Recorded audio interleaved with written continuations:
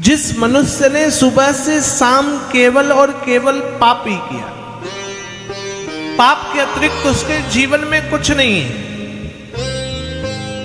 जिसने केवल कामना से अपने जीवन का यापन किया, काम मतलब जिसके लिए केवल भोग, वासना, विलासना, तृष्णाएं, जिसने कभी जीवन में भगवान का भजन नहीं किया हो, केवल वो आचरण में, दुराचरण में लिप्त रहा, जो नशा में, चोरी में, व्यापार में, कामना में, दुराचरण में, दूसरे के जीवन में कष्ट पहुंचाने में और पाप में लिप्त रहा, ऐसा व्यक्ति भी भूलवश भी शिव महापुराण की कथा सुन लेता है तो शिव पुराण उसको मुक्त कर देते, भूल से भी, किसी भी प्रकार से। आप जानते हो ये कथा पंडाल में हो रही, लेकिन 4-6 माइक ऊपर बंधे हुए हैं। ये माइक की आवाज जहां जहां जा रही है और घर में कोई खाना खा भी रहा है और शिव पुराण की कथा सुन रहा है ना, सुनिए, कथा पंडाल में नहीं भी आया तो भी यह कथा उसको मुक्त करने का सामर्थ्य रखती है। ये ऐसी कथा है, ये ऐसी दिव्य कथा है। पूछा ऐसा संभव है? बोले संभव, निश्चित संभव है। एक जैसे आपका यह गांव है ना, ऐसे एक गांव हुआ कीरतनगर, महिमा कहने लगे। कीरतनगर नाम का एक दिव्य गांव हुआ और इस कीरतनगर के गांव में देवराज नाम का ब्राह्मण रहता है। ध्यान दीजिए, इस देवराज नाम के ब्राह्मण की पत्नी का नाम है शोभावती। शोभावती सुंदरी है, दिव्य उसके श्रृंगार हैं। सुनिए, यद्यपि शोभावती वैश्या है, कीरतनगर में रहने वाले देवराज का विवाह तो किसी दूसरी स्त्री से हुआ था, फिर भी शोभावती नाम की वैश्या को देख करके मन में ऐसा विचार आया कि मेरी पत्नी से ज्यादा सुंदर तो यह स्त्री है। व्यक्ति को दूसरे की वस्तु ज्यादा सुंदर लगती है। गलत बोल रहा हूं कि सही? दूसरे के घर का रंग अपने के घर से ज्यादा सुंदर, दूसरे का घर का बेड अपने के घर से ज्यादा सुंदर, दूसरे की गाड़ी अपनी गाड़ी से ज्यादा सुंदर, यहां तक कि दूसरे के कान और गले का हार अपने से ज्यादा लगता कि नहीं मैया, दूसरे की साड़ी अपने से ज्यादा सुंदर। इस देवराज को अपनी पत्नी से ज्यादा सुंदर शोभावती नाम की वैश्या को देखकर हुआ, मन आकर्षित हुआ। मदिरा तो पीता ही था, मदिरा मतलब दारू, मदिरा मतलब शराब, शराब जान रहे, दारू जान रहे। जो व्यक्ति दारू पीता है उसकी मति कभी स्थिर नहीं रहती। आज देवराज के मन में विचार आया कि ये जो स्त्री है, ये वैश्या है, इतनी सुंदर है, यदि ये मेरे घर आ जाए तो मेरे लिए बहुत अच्छा होगा। आज देवराज गया वैश्यालय और देवराज वैश्यालय जाकर के शोभावती को कहता है, शोभावती आप मेरे से विवाह कर लो। शोभावती ने कहा मैं विवाह तो कर लूं, लेकिन एक शर्त है। क्या शर्त है? कहने लगे शर्त यह है कि आप शादीशुदा हो, आपके 2 बच्चे हैं, आपके माता पिता हैं। मैं यदि विवाह करके जाऊंगी तो दूसरी पत्नी कहां रहेंगी? मैं विवाह करके जाऊंगी तो उन बच्चों को स्वीकार्य नहीं करूंगी। मैं विवाह करके जाऊंगी तो तुम्हारे माता पिता, मेरे अपने सास ससुर की बात मैं सुनने वाली नहीं हूं।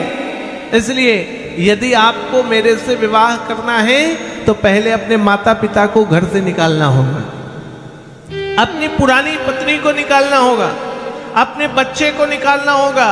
और सावधान, तुम्हारी जितनी संपत्ति है ना, मैं पत्नी बनूंगी तो सारी संपत्ति तुमको मेरे नाम कर देनी होगी। व्यक्ति जब मोह में पड़ता है ना, व्यक्ति जब कामना में पड़ता है तो उसको ध्यान नहीं रहता हम कर क्या रहे हैं। व्यक्ति जब किसी से आसक्त हो जाता है तो उसको पता नहीं चलता हम सही कर रहे हैं गलत कर रहे हैं।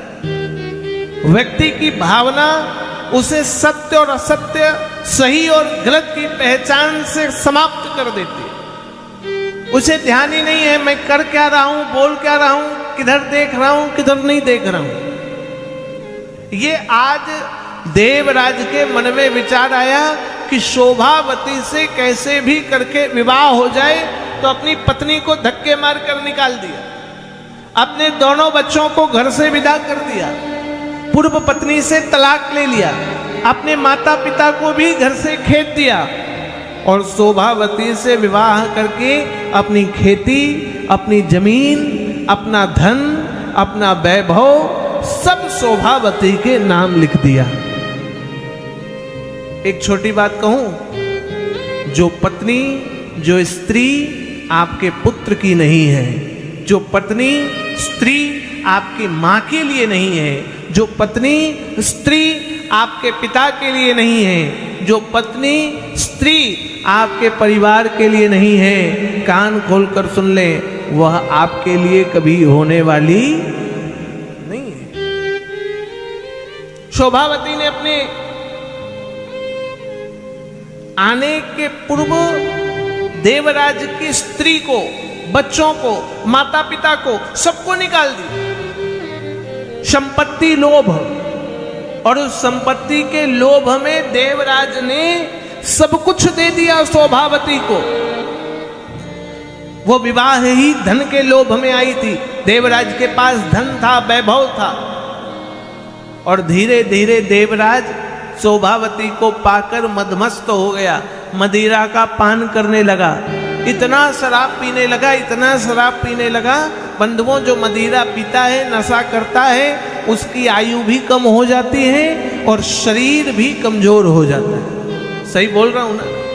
जो नशा करता है उसकी आयु भी कम और शरीर भी कम, इसलिए नशा से बचना चाहिए। आज देवराज इतना नशा करने लगा कि उसकी आयु क्षीण होने लगी, शरीर कमजोर हो गया, और शोभावती ने देखा भैया इसका तो बल खत्म हो गया, ये किसी काम का नहीं, ये अब नौकरी चाकरी नहीं कर सकता, ये अब पैसा नहीं ला सकता, धन तो मेरे नाम है, जमीन मेरे नाम है, संपत्ति मेरे नाम है।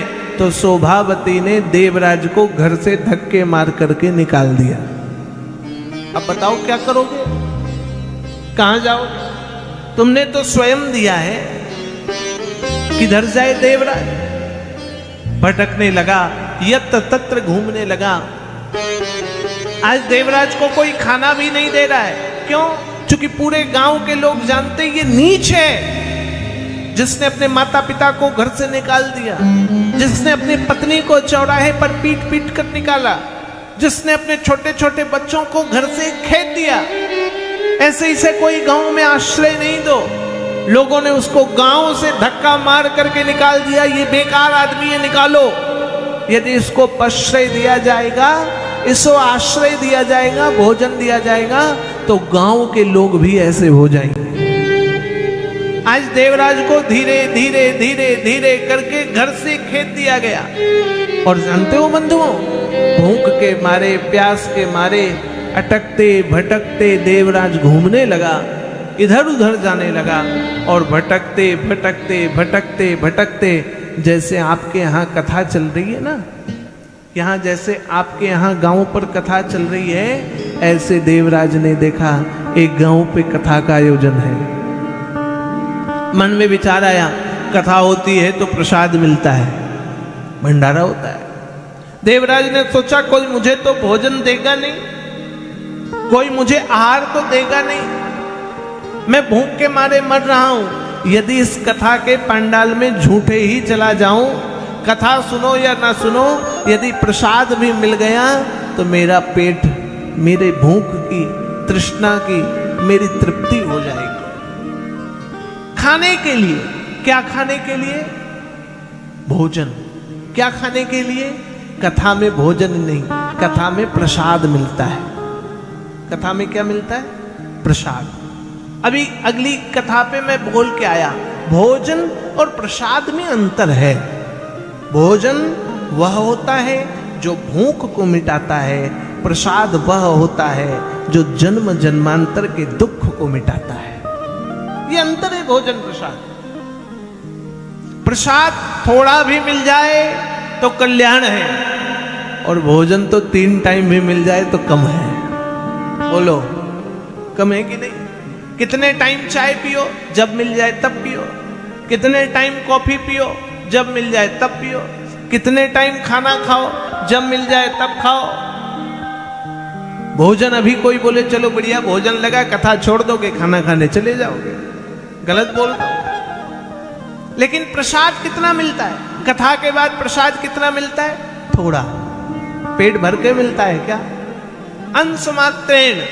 और मुझे पता है प्रसाद थोड़ा हो, आदमी ज्यादा हो तो भी हल्का हल्का दे दिया जाता है। इसलिए प्रसाद पेट भरे या ना भरे, लेकिन कंठ में प्रसाद चला गया तो भी आपकी मुक्ति हो जाएगी।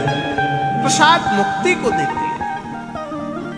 आज गया तो वह भोजन के खाने के नाम पर, आज गया उस विचार से हम भोजन करेंगे, लेकिन जानते हो कथा पर बैठा, झूठे ही कथा गई कान पर, और कथा ही नहीं, अंतिम दिन प्रसाद भी उसके पास आ गया। अंतिम दिन भूख के प्रयास से जाने के बावजूद भी अंतिम दिन प्रसाद उसे प्राप्त हुआ। बंधुओं, प्रसाद खाते ही कथा कहती है कथा विश्राम हो गई।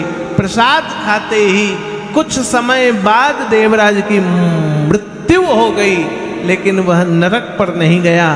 पापी देवराज ने जीवन भर पाप किया, लेकिन शिव महापुराण के प्रसाद खाने मात्र से, शिव महापुराण की कथा न सुनने की इच्छा रखते हुए भी, येन केन प्रकारेण भूख मात्र से कथा सुनने के कारण भी भगवान शिव ने उसको अपना धाम प्रदान कर दिया। ऐसे यह शिव महापुराण की कथा है। आप सुनने की कामना रखो या न रखो, आप चाहो या न चाहो, ये दिव्य कथा है, ये पवित्र कथा है। भगवान महादेव, भगवान शंकर बड़े कृपालु हैं, भगवान शिव दयालु हैं, वो सबके ऊपर कृपा करते हैं। भगवान शिव, भगवान महादेव, भगवान शंकर का एक नाम तो भोला है। क्या है? भोला। क्या है? जोर से बोलो, भोला। सुना है ना?